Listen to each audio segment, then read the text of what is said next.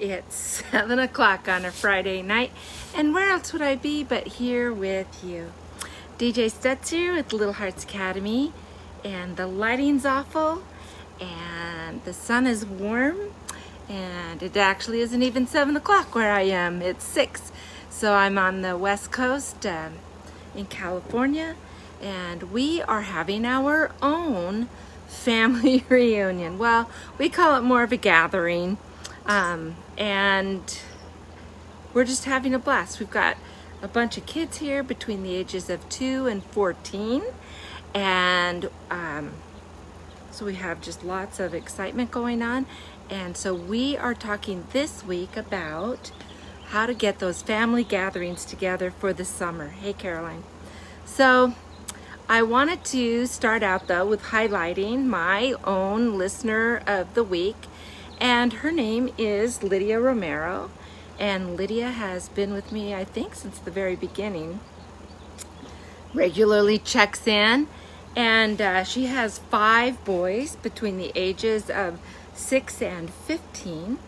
And I was actually her son Chris's kindergarten teacher, and so that's how we connected. But Lydia has this big heart and loves being around kids, is always volunteering at the school. She loves being a parent, and she's always doing stuff with her kids, like, you know, crafting and cooking.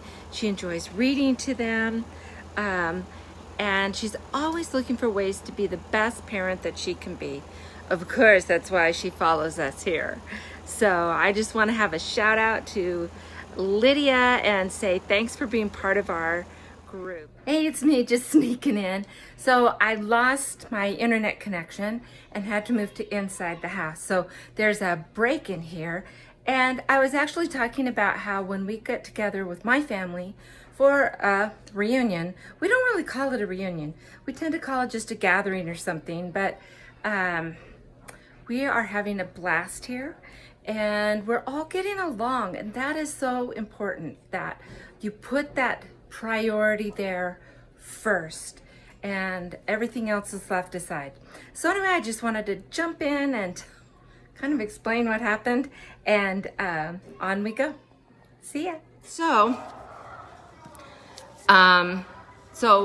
like I said, we don't really like to call it a family reunion just because it feels like so many expectations and feelings come up with that. It's just our family getting together. So this week it's a smaller one. It's not a bunch of extended family, but it is my kids, my grandkids. All but one of my kids could come. And some were here for the whole time, some not. And you know what? That's okay. That is just fine. Oh, thank you, Lydia. I appreciate that.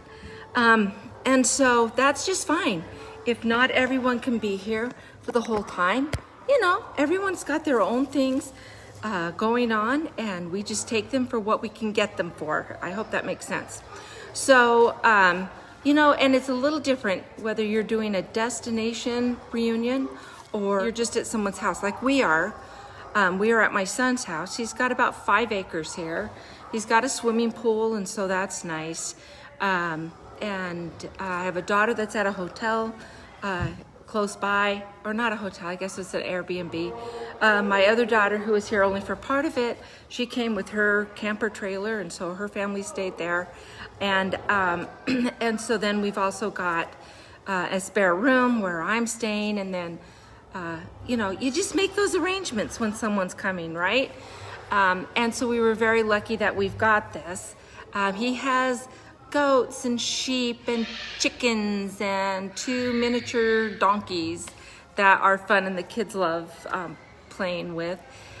So, you know, we've kind of just set it up where it's just kind of what everyone wants to do.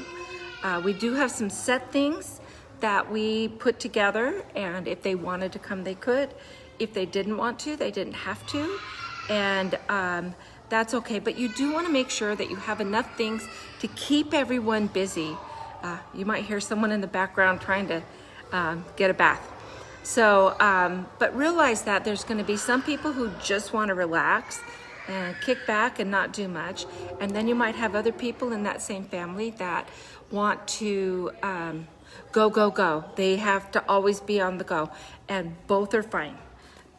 And so we don't, I would say make sure that you're not getting upset because someone doesn't meet your personal desire for a break.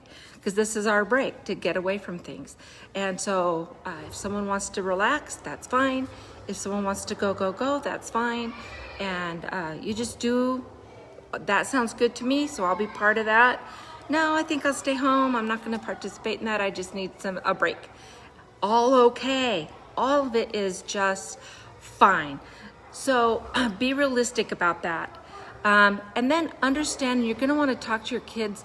So rules change when you're on a vacation, when you're at a reunion.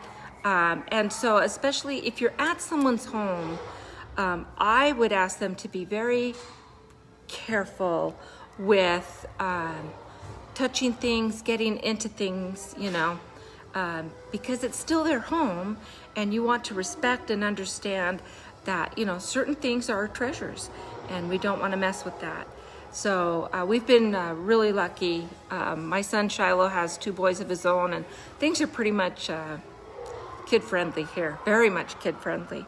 So it hasn't been too much of a thing, but like if you were going off to grandma's house, let's say, things are going to be different. And grandma's, the older we get, kind of the more we get set in our ways about certain things. And so make sure that you've talked to the kids about what your expectations are for where you're going.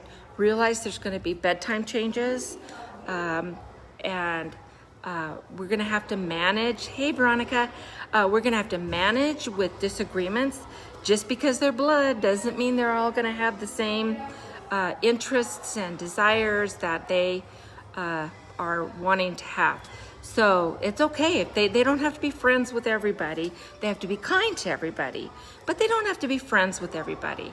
Some kids are older, of course, my 14-year-old grandson isn't going to be interested in what the 2-year-old grandson is going to be interested in. But, he'll still mess around and tease him a little bit here and there and have fun with him, but he doesn't have to be completely engaged all the time. And then I have an 8-year-old grandson, and I have a granddaughter who will be 6 next month. And those two get along swimmingly. Like they are together all the time. They just love playing and messing around with each other and climbing on things and doing the zip line. Yeah, he has a zip line here. And so, it's great when they get along, but it's no big deal if they don't want to hang out with each other all the time. That's okay. So there's going to be changes in the food that you eat, and trust me, man, I'm going to have to walk about 500 miles next week to get over everything that I've been eating this week. But, and it's okay. They're not going to like everything that's out there. We want to make sure that we have some variety. Kind of keep it on the junk food, but that's really hard to do, at least in my family. We've had cake and Twizzlers and cupcakes and all kinds of things. We've had a healthy breakfast, a healthy dinner every night. Well, fairly healthy. My son even has a pizza oven. We made pizzas today for lunch. So, just let them know that some of the rules might be more lax. Some of them will not be so lax. So some rules are going to remain, such as we're going to be kind to everyone. We're going to share our things. And we're going to let a parent know where you are at all times. So, you're not in a freak out. Especially, we've got a pool here, a swimming pool. So we are always watching to make sure that everyone is being safe. We have the rule, you don't touch someone else's stuff without asking, making sure that you have permission. And if you're unsure about what is okay, what is not okay, it is fantastic to just ask. Can I do this? Is it okay if I have that? And so make sure that you've set that up with your kids before you go. And of course, they're going to need reminders, during the time. And we're not going to get upset about those. We're just going to realize kids need reminders. We need reminders. Very often when we're in a new situation, kids are the same. So we've got that. And realize too that if you have a kiddo that has had problems at school, it is, that's my 2-year-old grandson. It's entirely possible that they're going to have the same kind of social emotional issues, maybe not getting along, maybe getting upset, or dealing with, being shy, being selfish, wanting to be in control. And when there's that many people around, you're not going to be in control. So they might be dealing with some of that. So you might want to talk to them ahead of time, give them some strategies, and then kind of keep an eye to make sure that you're on top of things before it gets too out of hand. And remember that the adults set the precedents too. And I realized that, I've got 5 kids and 5 very different personalities, 5 attitudes toward religion and politics and what's important, what's not important. And some of them are pretty far apart, especially in politics. Make sure that you understand why you're here. You're here for family. You're not here to make a point about a political view or a religious view, or even to bring up grudges or things from the past. Actually, this is to help overcome any feelings that you may have and build happy new memories and relationships. And if that's your focus, you'll be okay. And if someone brings something up and you really don't agree, you can say, oh, I have another thought. But if it starts getting tense at all, it's time to walk away, because this is not the place for that at all. This is a place for building family and having our kids see that even though we don't always agree, we always love each other and we find a way to get along. And if we're doing that as adults, our kids will do that as they watch us set the precedents. So family is always first. Family is always first. So it's great to have those structured plans, but it's also great to have unstructured time where, people are just sitting around gabbing and talking, and the kids are running around and they're on the swing or, on the zip line or playing ping pong or whatever. People can just do what they want to do. And that's fantastic. That's what you want to have. And then we have had structured times. We've had soccer games that my oldest grandson that's here, he was in soccer, high school soccer. We got to go to a couple of his games. We went to some Little League baseball games for my other grandson. And so, we've had those things. We went fly fishing. The guys went fly fishing. I sat on the side of the river with my feet in the water and just enjoyed watching the whole thing. But, and so there were some things that we all went and did together. And then there are other things right now. The men are off doing their golf. They're doing their golfing.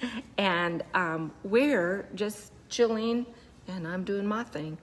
So, it's okay to have that wide variety of activities and where you're doing things and when you're just chilling and, having fun.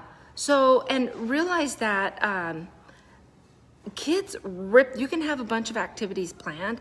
Kids rip through those activities way faster than you ever expect them to, it seems.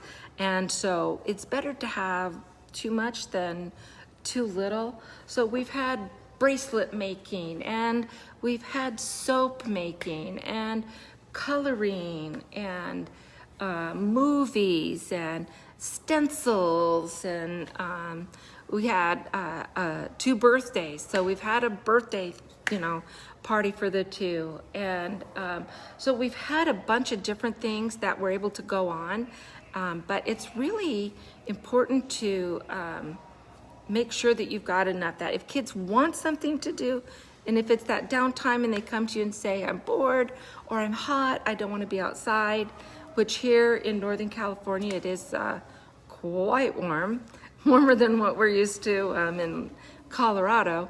But we're able to say, oh, okay, let's go and do this or do that. And we've got a whole bunch of things. And here, actually, I want to show you. So this is our kids' table that they've been working on a few things, and then Alyssa has all of these crayons. And and then she has like cupboards full of activities and things for the kids to do that they can just come in and, you know, go to town.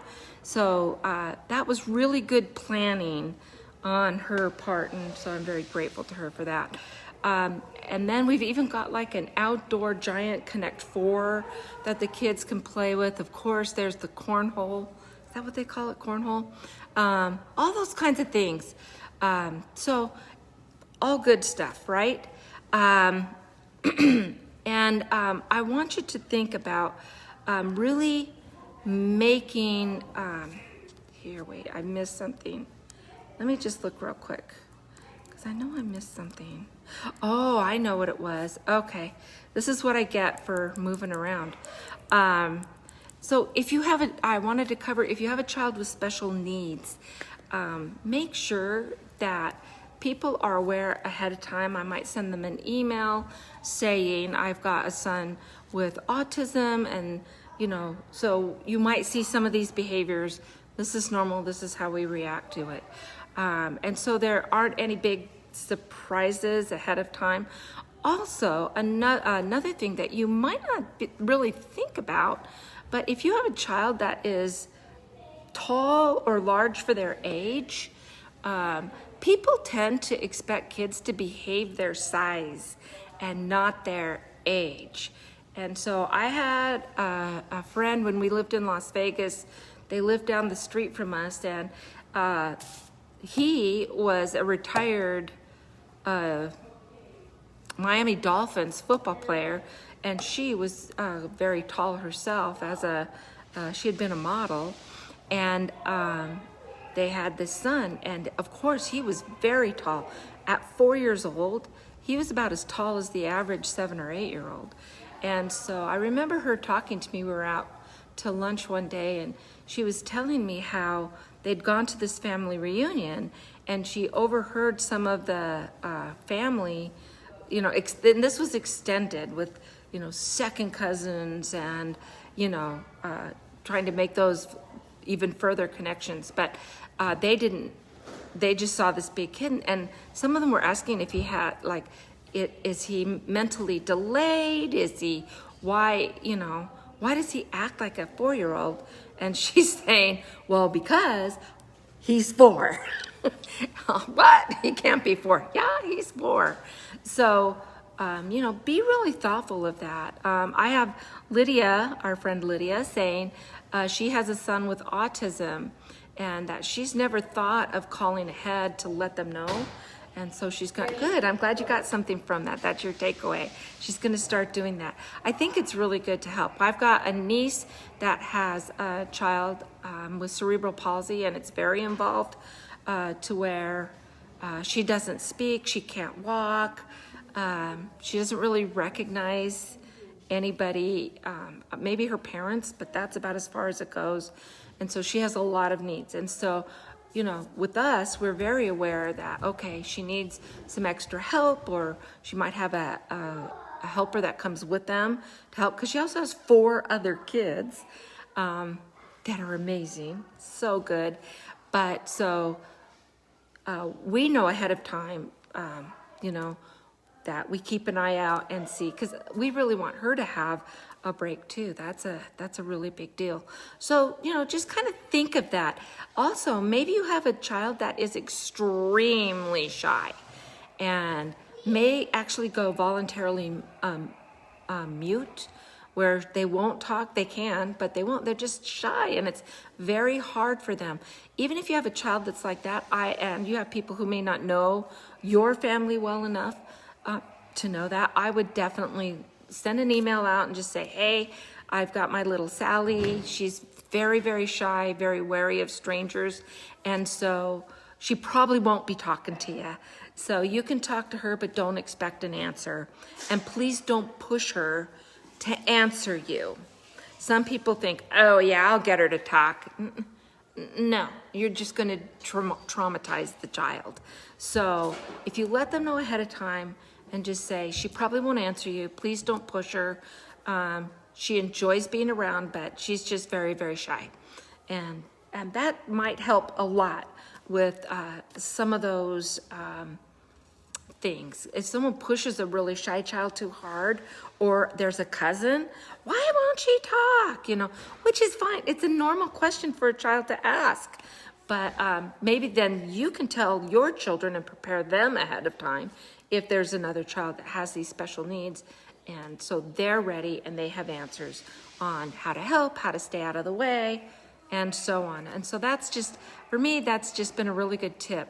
So I am also, so I'll be heading back tomorrow. We're starting the drive back to Colorado. We'll make it to Salt Lake, and then we'll do on to Denver area the next day.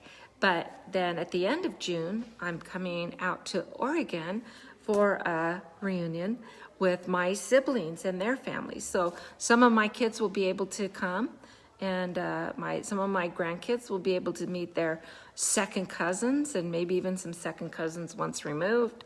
And I actually understand how all that works. I don't know, just clicks in my head. But so we're really looking forward to that.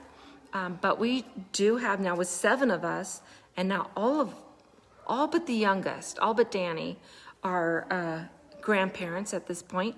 And so, you know, a lot of personalities. There's going to be a ton of people there at my brother's place in Oregon. He's got like 80 acres, something like that. So, you know, we're going to be using all of this, and keeping in mind, we do have some that are very, you know, organized, and there's a plan for everything. And there's some that are more laid back, and we're all really good with that. Here's what we got going. Come if you want, stay if you want, you know. You can hang out here at the farm, they call it the farm, and, you know, just chill, or you can come and do what we have. There's just no push. Nobody gets their feelings hurt if they planned something and and someone didn't want to come. Yeah, that's fine. No big deal. So really check your ego at the door, and you will have fun, and you will be able to build those amazing memories that you're looking for. Anyway, I just want to let you know that here, this is all for Little Hearts Academy USA, and I'm just reminding you that our strategic summer guide is available. It's free. You just go to www.littleheartsacademyusa.com, and it's down about halfway down on the website, and you'll see the strategic summer guide, and you just click on that and you'll be able to download it for free. So be sure and do that. This week, I would love, love, love for you to leave a review on our Facebook page. So just click, if you look up at the top that says reviews, you can click on that and just leave a wonderful review about how wonderful we are, and how much you learn, what your big aha moments are, and that will help other people find our page, and that would be all great news. So Tuesday, so this is my last Friday night live. We're moving our lives to Tuesday, so I'm jumping on that. And that would be June 1st, this coming Tuesday. We'll do our first one. We're keeping it at 7. And this coming Tuesday, we're going to be talking about how to help your child become confident and independent so that they're not depending on you for every little thing. They're able to figure some things out on their own and take care of certain tasks, and free up a lot of time for you to be able to do some of the things that you like to do. So I hope you'll put that on your calendar and join us then. And so until Tuesday, let's teach together. See ya. Bye-bye.